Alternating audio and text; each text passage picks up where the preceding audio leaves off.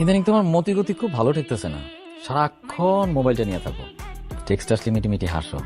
রান্নির কাছেও শুনলাম আমি বাসা থেকে বের হয়ে গেলি তুমিও বের হয়ে যাও, বাসায় ফেরো ঠিক ঠিক আমি আসার আগে। ঘটনা কি বলতো?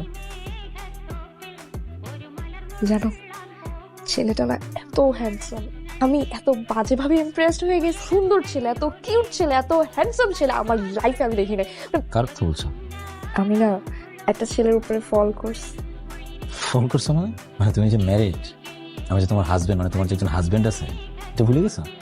আরে না বাবু, সেটা কেন ভুলবো, আমি জানি তো তুমি তো আমার হাজবেন্ড, তুমি আমার মাথার তাজ, আমার মাথার মুকুট, কিন্তু হচ্ছে আমার ফ্যান্টাসি। ফাজলামো রাখো, মানে সারাদিন কাজকর্ম করে আসে তোমার এই ফাজলামো। আরে কে তোমার সাথে ফাজলামো করতেছে? মানে তুমি সিরিয়াস? অবশ্যই সিরিয়াস। দেখবা, দেখছো কি কিউট, ওর হাসিতে তো যে